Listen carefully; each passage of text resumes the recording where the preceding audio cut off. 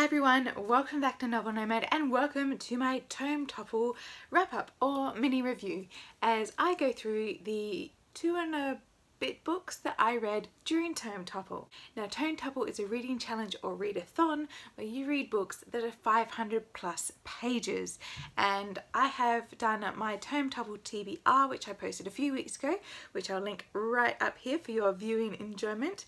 But these are the books that I finished during that time and the reviews and what I thought of them. So starting off, I read and finished within the first week All the Light We Cannot See by Anthony Doerr. This is a World War II historical fiction that is primarily set in northern France, and you follow the life of 2 young people before and during the war. One is Marie-Laure, who is a blind French girl whose father worked as the key or locksmith at the Museum of Natural History in Paris before they escaped Paris during the Nazi occupation. And secondly is Werner, who is a German orphan who is incredibly gifted in mechanics and understanding electrical devices and creating amazing things, especially radios and radio waves. He's basically conscripted into a Nazi youth school, and from there his life begins a very tumultuous road. But it ultimately leads them together to meet in northern France at an ancient walled city during and after the D-Day campaign. Now, I gave this book 5 stars, and it is absolutely amazing to see the amount of hype surrounding this book, but it does not disappoint at all. It came out a few years ago, and I think that's the reason why I've kept it off so long, just because I enjoy getting away from the hype to really understand and love a book. Now, what I loved about this book is the fact the chapters were very short. The story flowed beautifully. It wove perfectly through the different intricacies of not only Marie-Laure and Werner's plot, but some other characters that have a lot to say and play in the plot. But it also deals with very complex issues surrounding the Second World War and participation questions. So these mainly come from Werner's aspect, as he is constantly questioning if things are right, what he witnesses within the school, what he witnesses or what he hears on the radio, because he has always managed to have a connection with the outside world with a very strong, powerful radio. He hears multiple different accounts of what is happening in the world and not just the propaganda that he's hearing in the German official radio channels.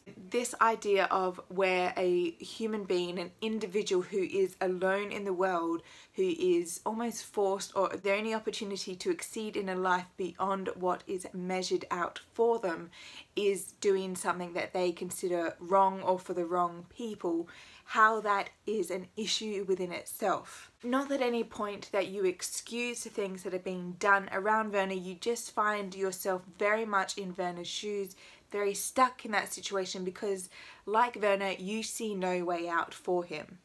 Secondly, the idea of sight is hugely prominent in this book, mainly because you have a character, Marie-Laure, who is blind, and I was utterly astounded how I could read a book from a character's perspective where she doesn't actually describe anything visually. Everything is described by the sound and the sensations she can hear, touch and taste and feel, but nothing from visual sight, and I thought that was exquisite. I realized halfway through that I wasn't even expecting to have anything visually represented to me in Marie-Laure's chapters. I was actually feeling those sensations around her and having an almost full body experience. It was utterly amazing how it was presented. So what makes this book so beautiful not only is the writing and not only is the exquisite characters, but it's the questions that it forces us to ask. And I think that's why this book is so important, because the questions are relevant today. What do we let slip past? What do we deny? And what do we allow society and general society to whip us up into, so we ignore individuality, that we ignore that some people are different and we don't accept them because they don't fit a social norm. That is what this book is constantly questioning, and that is why I love it.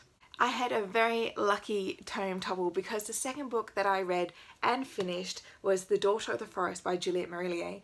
Now, I loved this book. I absolutely, utterly adored this book. This was so beautiful. It is a retelling of the, not quite the Swan Princess, but it's a fairy tale of the 6 swans, where the 6 brothers of this young woman are turned into swans by a wicked enchantress, and she then has to weave them cloaks made from thistles. Now thistles are quite a spiny, sharp and quite painful flower, and so in the fairy tale she has to do this, but this is interwoven into a Celtic mythos. It is set basically within 10th century Ireland, Northern Ireland, between the Isle of Man and like the Midlands, West Midlands, in that area there, and you have some very interesting politics that are being played out, because obviously that area within Ireland today is of high contention, and it always has been considered the Troubles. So to have this being played out in a fantastical but almost like medieval setting was utterly amazing.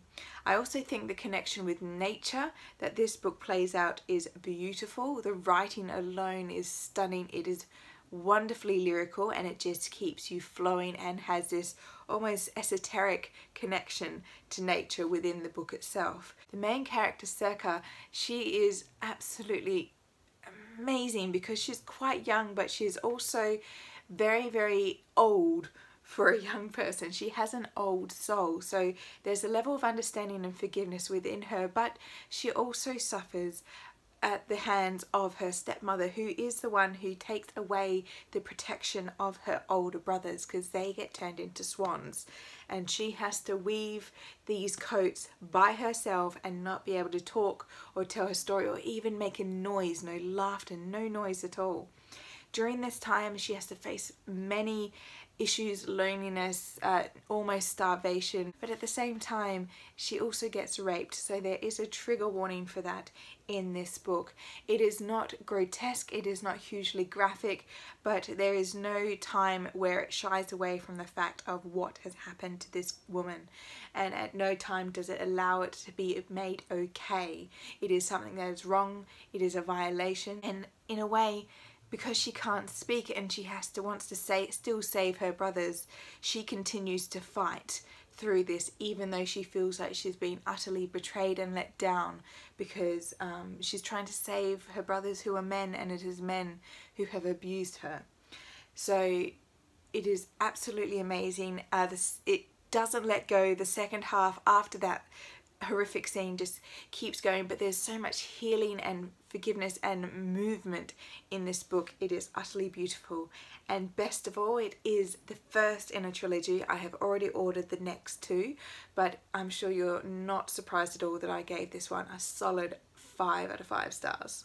So the part book that I finished during my Tome Topple was of course Wildwood by Colin Malloy. The illustrations in this were amazing, and it actually took me a little bit longer to read than I was expecting. I thought it was going to be a quick fast read, a middle grade, but it was actually a bit more complicated and very well written and very good depth to the storyline so far.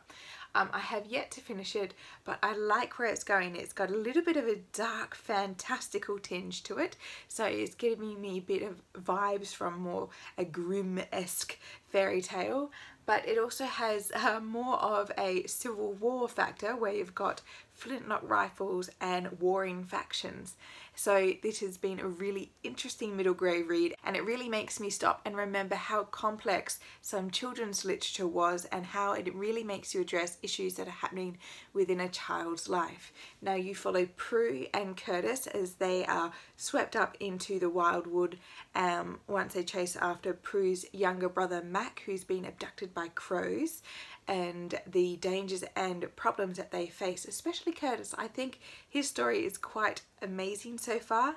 Prue is a bit of the classic hero. She kind of goes and follows her own path in a way that opens very readily for her.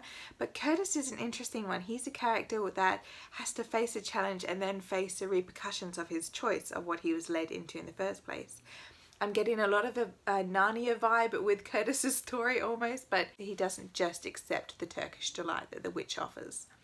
But otherwise, this is turning into a really good read. I think it's going to be a solid 3.5 to 4 stars so far, but like I said, I'm only about 2/3 of the way into this book, so there's quite a bit to go and I'm looking forward to finishing it off. So unfortunately the only book that did not get read within the Tome Topple readathon time is The Casual Vacancy.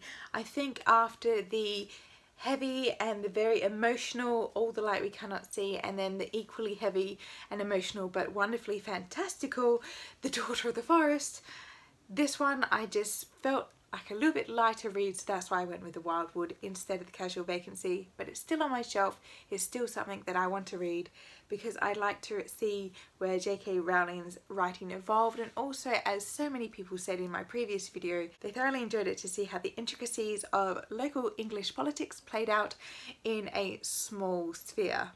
Alright, so I hope you enjoyed my Tome Topple mini reviews. I am currently reading Anne Leckie's Ancillary Justice for a book club, and also I just sneakily picked up this beautiful book, Spinning Silver by Naomi Novik. I read Uprooted recently and I loved it, absolutely loved it.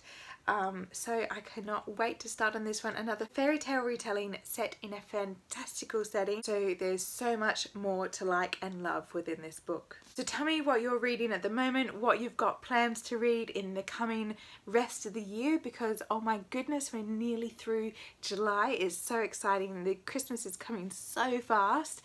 But yeah, so I hope you have a wonderful day, and tell me down below what has been your favourite big book to get off your reading list. So I'll see you next time. Bye!